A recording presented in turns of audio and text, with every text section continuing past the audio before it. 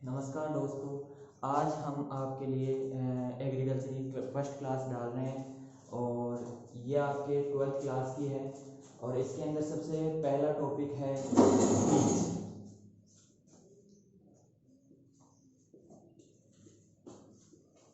किसकी बात कर रहे हैं? बीज की बात कर रहे हैं। ठीक है।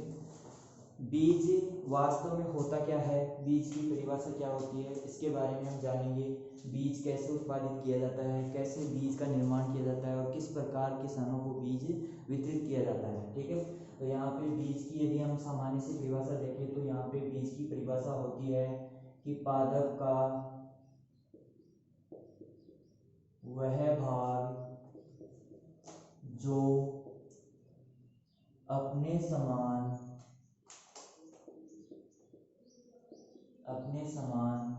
एक नए स्वस्थ पौधे को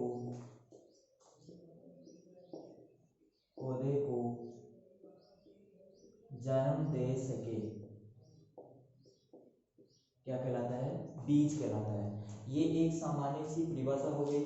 यहाँ पे वह भाग कौन कौन सा हो सकता है? इसके अंदर जड़ हो सकती है, पत्ती हो सकती है, तना हो सकता है और इसके अलावा जो दाना है वो हो सकता है। ठीक है। ये सारी चीज़ें क्या आती है इसके अंदर?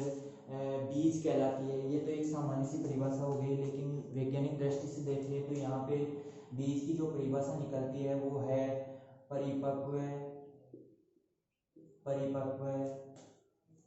भ्रूण को ही बीज कहते हैं।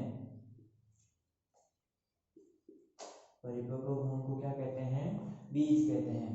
देखो यहाँ पे हम बीज की सामान्य परिभाषा देखते हैं। पादप का वह भाग जो अपने समान एक नए स्वस्थ पादप को जन्म दे सके या पौधे को जन्म दे सके, क्या कहलाता है? बीज कहलाता है। क्या कहलाता है? बीज कहलाता है। ठीक है। और यदि हम वैज्ञानिक दृष्टि से वास्तविकता में देखें कि बीज होता क्या है, तो परिपक्व भ्रूण को ही बीज कहते हैं। परिपक्व भ्रूण को क्या कहते हैं? बीज कहते हैं। और इस भ्रूण के चारों ओर जो आवरण होता है,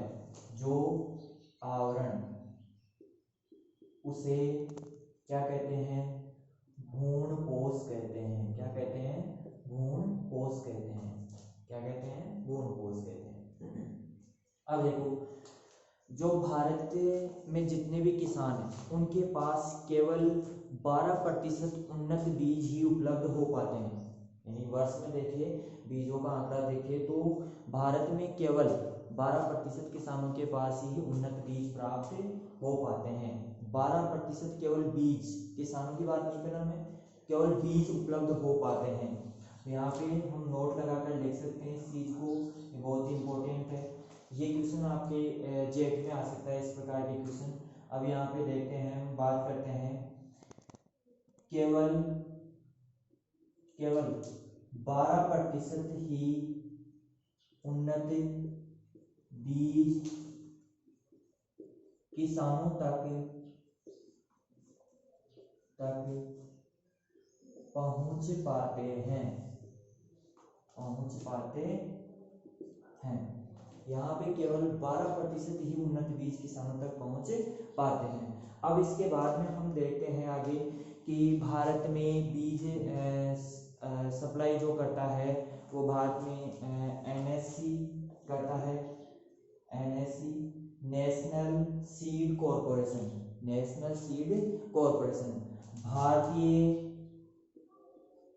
भारतीय बीज निगम कौन करता है? भारतीय बीज निगम। और राजस्थान के लिए देखें तो RSSC, राजस्थान में जो बीज सप्लाई का कार्य जो देख रेख करता है वो कौन है? RSSC, Rajasthan state seed corporation. Rajasthan state, जिसे आप लोग निगम भी कह सकते हो,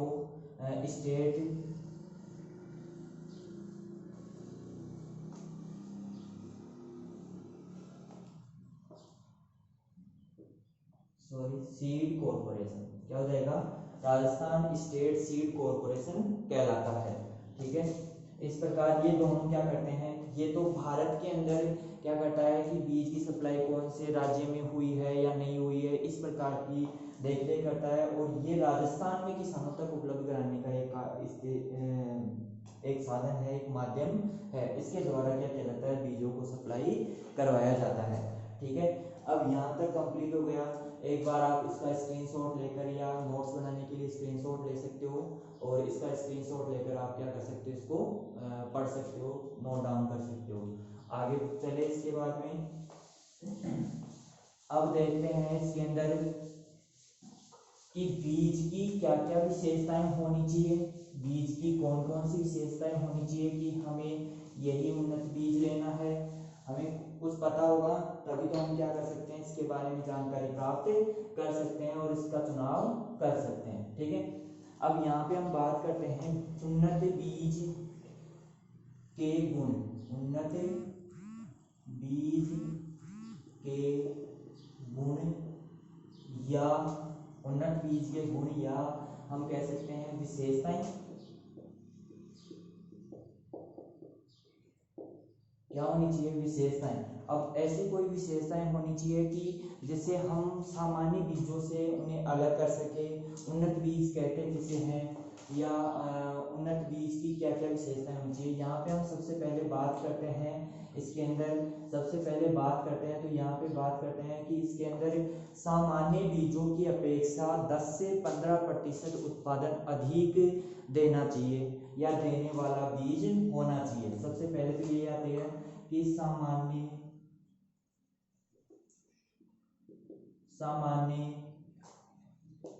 बीजों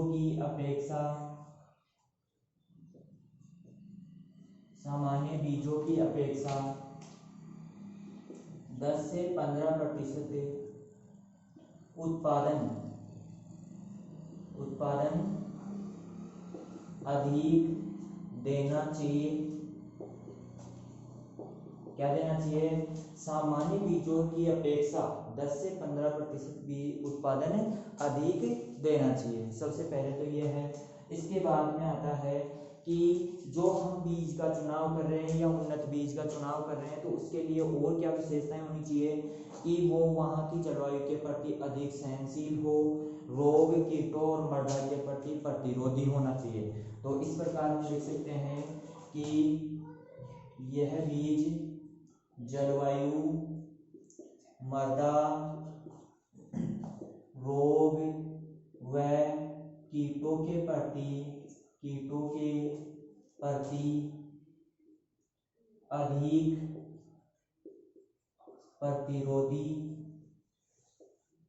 प्रतिरोधी होना चाहिए। क्या होना चाहिए, प्रतिरोधी होना चाहिए। यहाँ पे हम बात करते हैं यह जलवायु के प्रति, यानी कि हम किसी भी जलवायु में ले जाकर इसको बो रहे हैं तो वहाँ की जलवायु के प्रति ये प्रतिरोधी होना चाहिए, उसको सहनशील होना चाहिए। मृदा में ये अंकुरित हो पा रहा है या नहीं हो पा रहा है इस प्रकार से, और रोग और कीटों से लड़ने में सामान्य बीजों की अपेक्षा अधिक प्रतिरोधी होना चाहिए ये बीज। ठीक है, इसके बाद में हम बात करते हैं कि बीज की प्रत्येक एक विशेषता क्या क्या होनी चाहिए। कैसे हम ये तो हम देख ही नहीं पाते हैं कि 10 से 15% उत्पादन ज़्यादा दे रहा है, हम बीज लेके आते हैं तो उसके अंदर बीज का पता नहीं चलता है कि उत्पादन ज़्यादा देगा या नहीं देगा।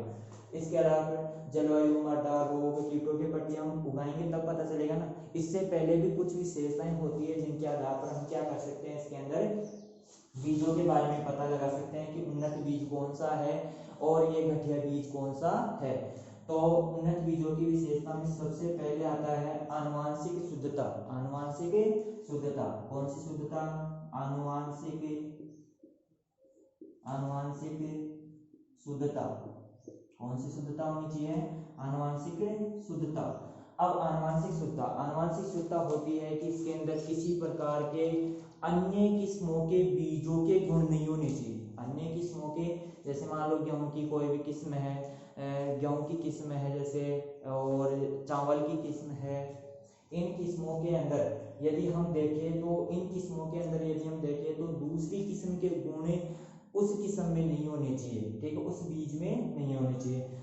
इसका मतलब हम कह सकते हैं कि जो भी हम बीज लेके आए उनका आकार, रंग और उनका स्वास्थ्य जो भी है वो एक समान रंग के होने चाहिए तथा समान आकार के होने चाहिए।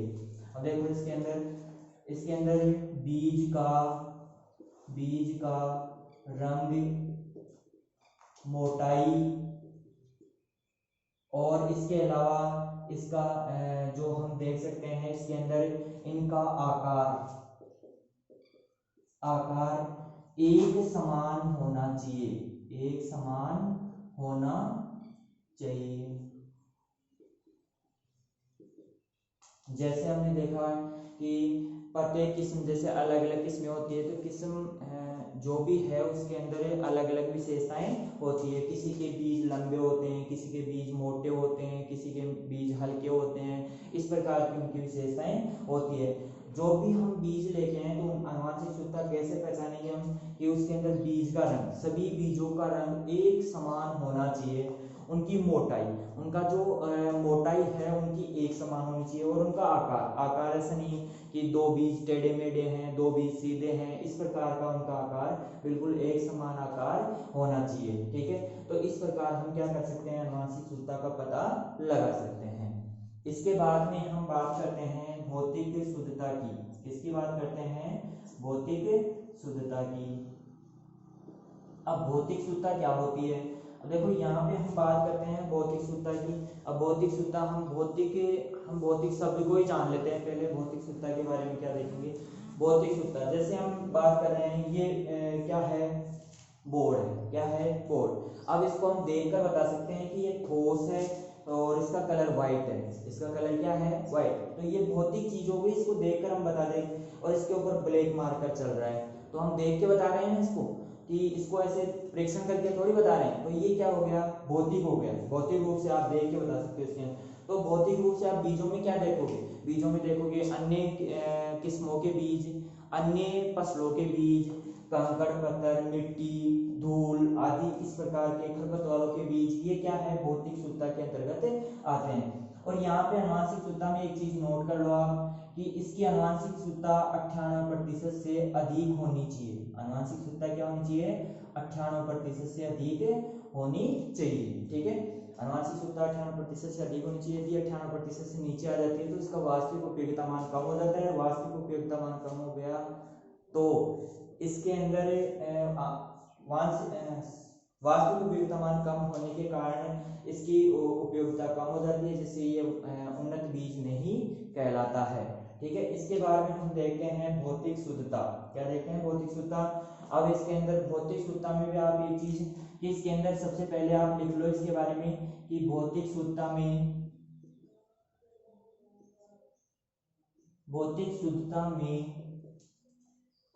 क्या क्या आता है, कंकड़ पत्थर, धूल मिट्टी के कण, इसके अलावा अन्य फसलों के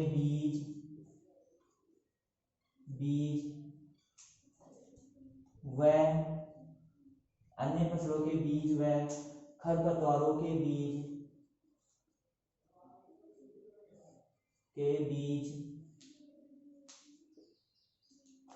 नहीं होने चाहिए। क्या नहीं होनी चाहिए, देखो इसके अंदर भौतिक शुद्धता में क्या क्या आता है, कंकड़ पत्थर नहीं होने चाहिए, धूल मिट्टी नहीं होनी चाहिए, अन्य फसलों के बीज नहीं होने चाहिए और खरपतवारों के बीज भी मिक्स नहीं होने चाहिए। इन चीजों को आप देखकर बता सकते हो कि इन बीजों में कितनी धूल मिट्टी है, कितने कंकड़ पत्थर है और किस प्रकार की इसके अंदर अशुद्धियां उपलब्ध है। यहाँ पे आप लोग नोट लगाकर लिख सकते हो, यहाँ पे नोट लगाकर कि 2% से अधिक भौतिक अशुद्धियां नहीं होनी चाहिए। भौतिक अशुद्धियां नहीं होनी चाहिए। क्या नहीं होनी चाहिए, भौतिक अशुद्धियां नहीं होनी चाहिए। अब देखो यहाँ पे हम एक बार दोबारा रिपीट कर लेते हैं इस चीज को। बीज बीज के अंदर हम उन्नत बीज के गुण विशेषताएं देख लेते हैं। उन्नत बीज की विशेषताएं और गुण क्या है? सामान्य रूप से हम देखें तो सामान्य बीजों की अपेक्षा 10 से 15% उत्पादन अधिक देना चाहिए। इसके अलावा जलवायु, मृदा, रोग, कीटों के प्रति अधिक प्रतिरोधी होना चाहिए। इसके बाद में आनुवंशिक शुद्धता। देखो आनुवंशिक शुद्धता हमने ये तो सामान्य सी चीज देख ली। अब हम उत्पादन बोएंगे बीज को, तभी तो हमें पता चलेगा कि ये उन्नत बीज है या नहीं है। अब ये भी हमें जलवायु के प्रति प्रतिरोधी कब होगा? जब हम देखेंगे कि इसको बोकर, तभी मृदा में भी, रोग और कीटों में भी। ये तो उसके बाद में, बुआई के बाद में। अब हम देखेंगे कि बीज लेके आए, हम इसको कैसे पहचाने कि ये उन्नत बीज है या नहीं है। अब यहाँ पे हम देखते हैं कि सबसे पहले आता है आनुवंशिक शुद्धता। आनुवंशिक शुद्धता में हम देखते हैं बीज का रंग एक समान होना चाहिए, मोटाई एक समान होनी चाहिए, आकार एक समान होना चाहिए, एक समान होने चाहिए सारी चीजें। इसमें नोट लगाकर आपने लिख लिया होगा कि इसमें 98% से अधिक आनुवंशिक शुद्धता होनी चाहिए। 2% जो अशुद्धियां हैं वो चल सकती है, अन्यथा 98% कम से कम होनी चाहिए। भौतिक शुद्धता में देखते हैं। भौतिक शुद्धता में आता है कंकड़, पत्थर, धूल, मिट्टी के कण, अन्य फसलों के बीज और खरपतवारों के बीज नहीं होने चाहिए। यहाँ पे हमने नोट लगा कर लिख लिया है कि 2% से अधिक भौतिक अशुद्धियां उपलब्ध नहीं होनी चाहिए। ठीक है।